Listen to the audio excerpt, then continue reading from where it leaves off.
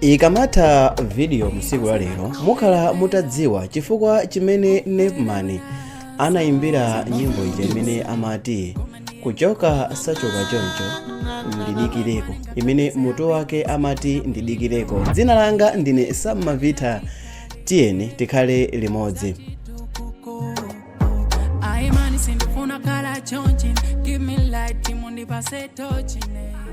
Nepman ndi mmodzi mwa oyimba aluso kwambiri komanso okondedwa ku Malawi. Nepman anatulusapo hit song yotchedwa ndidikireko imene inagwedeza dziko lino ndipo anthu amayikondabe mpaka napano.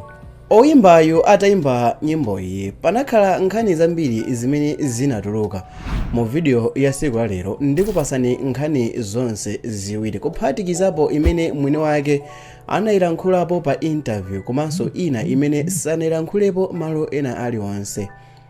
Nepman pa interview yake anati mkazi wake anamuthawa, akuti nthawi imeneyo Nepman ankakhala nyumba yoti anthufe sitingayiyang'ane kawiri katatu.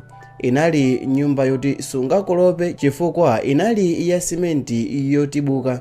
Ndipo makolo achibwenzi cha Nepman amene dzina lake linali Alinane anayamba kufufuza munthu amene anali mchikondi ndi mwana wawo.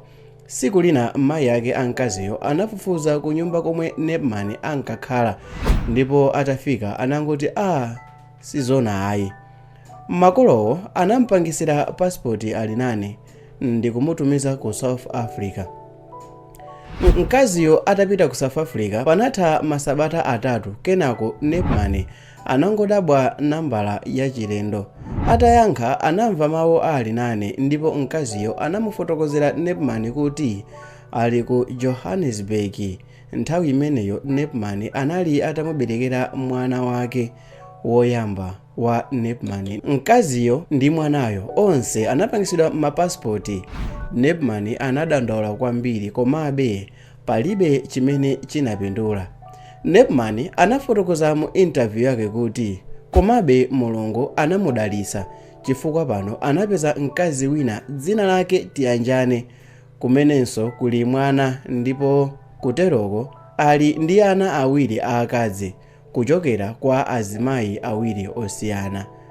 Mkazi amene anathawisidwa kwa Nepmaniyo panopa anakwatirana ndi mwamuna wa ku Zambia, koma Nepman amapitabe kukaona mwana wake, ndipo mwanayo amadziwa kuti bambo anga ndi awa.